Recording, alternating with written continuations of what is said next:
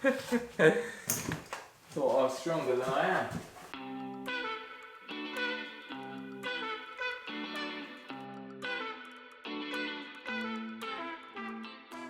Right, I'm slowly working my way around all of the door linings. I'm about halfway there with my architraves now, and I'll show you how I've got on down there later. I've learned a few things as I've been going, because it's been a while since I've done it.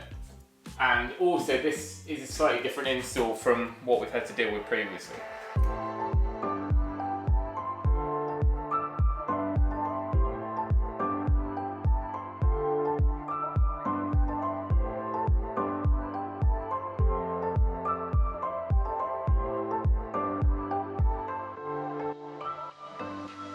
Now, if you've been following the channel for a while, you'll know that in the past we've always had really old joinery to deal with because it was a renovation and restoration project. And while we did have some new build elements, like a garage conversion and a loft conversion and extensions, a lot of it was working with old door linings and walls that have been skimmed a lot.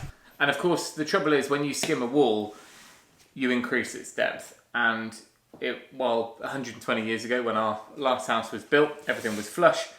As those 2 or 3 renovations had happened in the lifetime of the building, the wall had come out. So what happens then is you go to fit your architrave, usually a lot wider. Our architraves are about 100mm, and you end up with a gap between the door lining and the architrave.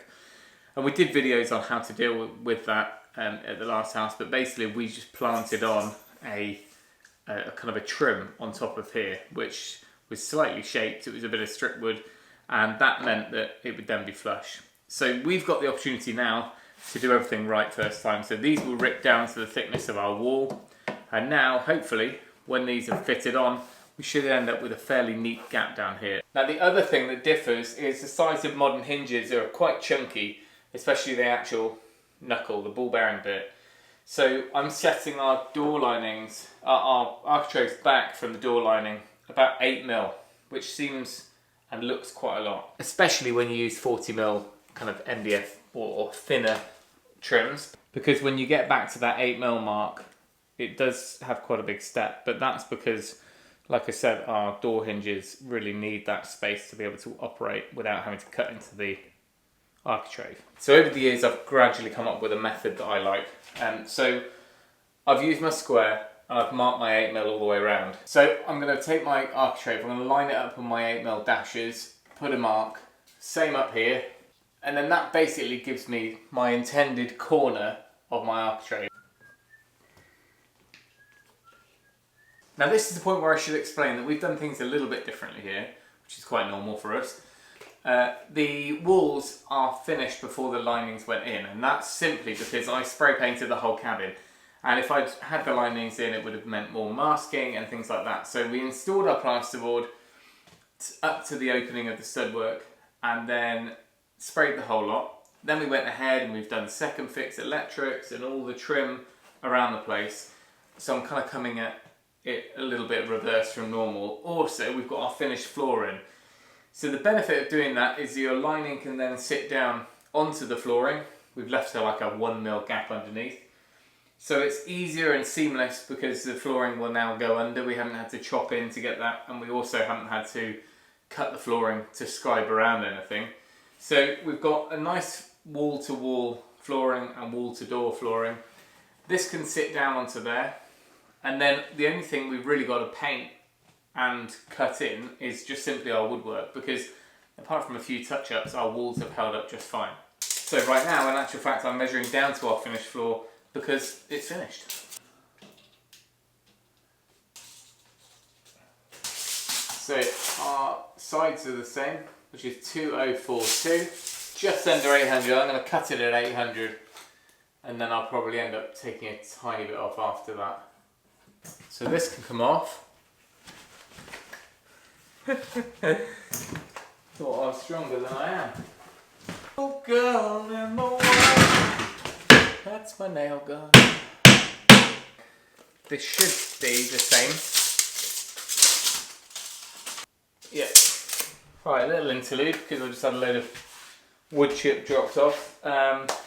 Good, so I've done the other side, you missed that. I'm going to do this side now. I'm going to show you what I'm doing and also explain what I would do in a different situation. So I've done my cuts, and the first thing I'm going to do is just make sure that they are the height I want them to be. And I put the tallest part of my mitre up to my mark that we made, and I can see that it's bang on where we need it. So that's all good. The horizontal I'm not as worried about because we can always check it and just pop off, trim a little bit and come back.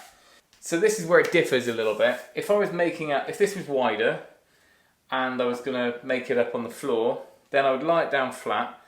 And again, I've done this in previous videos, and I would get these mitres all glued up with a mitre bond, like a 2-part super glue, spray the other one, put them together, and then I've got some of those cock and ball clamps which just hold things really tight. So you can lift it up with the little pin clamps on and then sit it on and plant it on as one.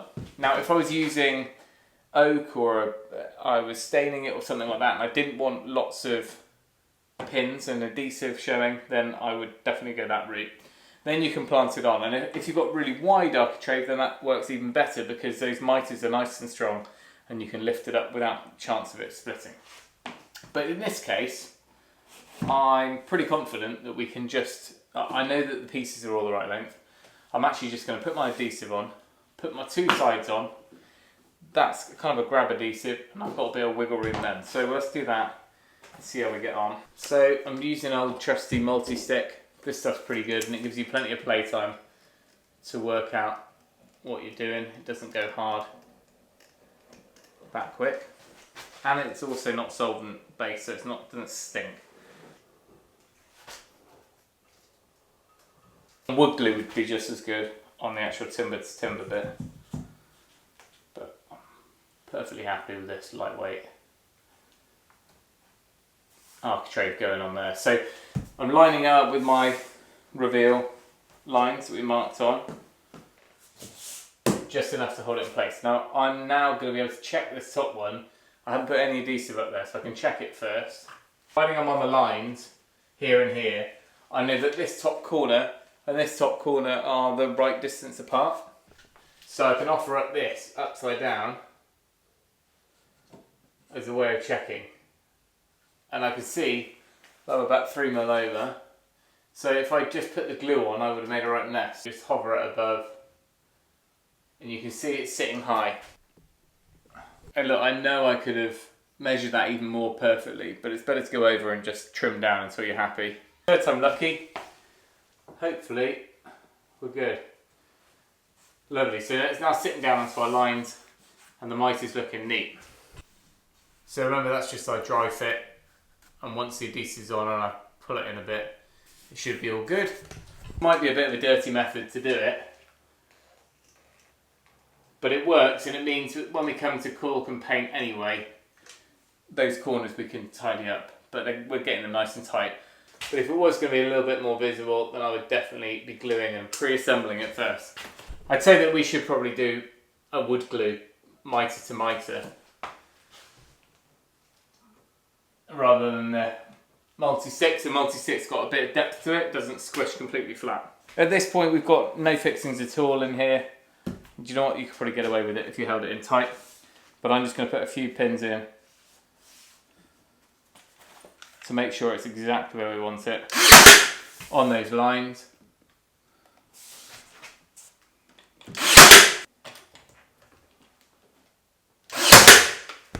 That's it, all in exactly where we need it, apart from the top sort of 500 mil of these I have not fixed in. That gives me a little bit of wiggle room to get this right up here, nice and tight to the wall, and just making sure that if it's being kicked across by the plaster, I can compensate by getting the mitre, because that's the most important bit, getting that where we want it.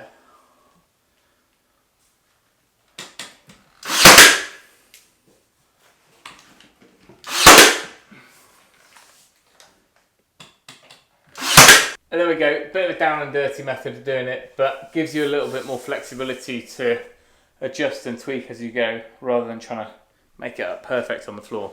Even though that is probably my preferred method, doing it first, standing up and then going, yes, I got it right. But when you don't get it right, it's a pain.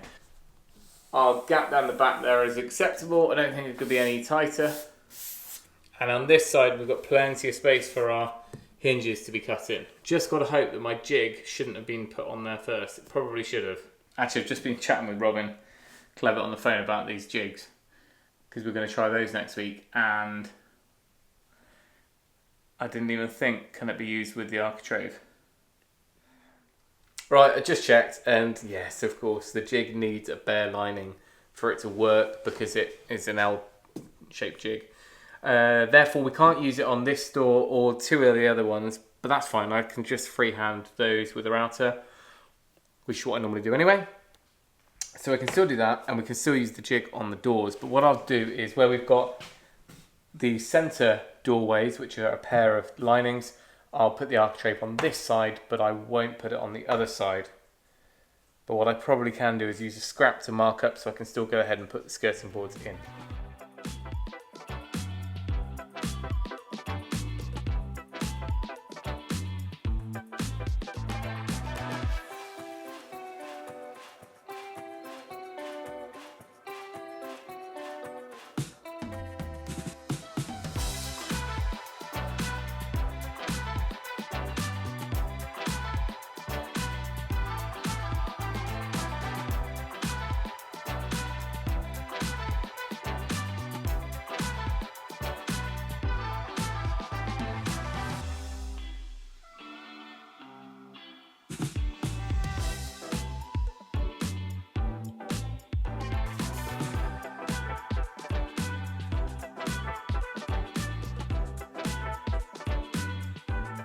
Right, this is how any DIYer should work in a clean, tidy space, like this.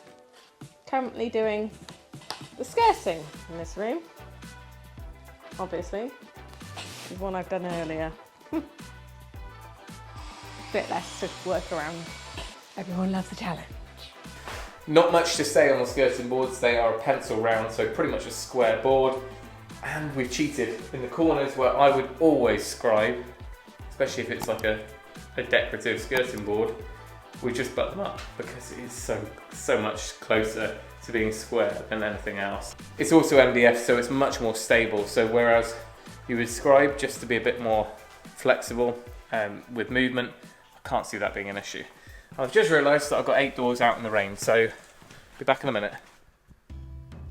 Well, we're almost there with the architraves now, which means we can now carry on with the skirting boards and other trim around all these rooms. It's a big week this week with things like heating going in. I've got to sort out the wastewater treatment plant, a whole host of big kind of ticket items that both cost a lot of money, but also they're going to be things that get us one step closer to making this place a habitable dwelling. Now, the other thing that has arrived, which you may have seen on Instagram, is our kitchen worktops. And of course, that's another one of those items that you can't get on and do sinks or hobs or anything like that until they're in. So there's a little bit of scribing, a little bit of finesse to get those finished, oiled and installed. So I'm looking forward to getting those in, and then we might be able to have a brew and somewhere to put our biscuit tin.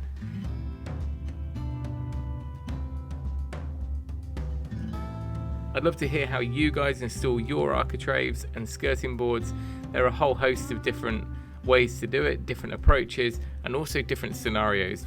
Certain things won't work in every situation, but this is how we got it done. I'm glad it's done. And now it's time for an afternoon off. Thank you for watching. Remember, if you can, do it yourself, and we'll see you next time.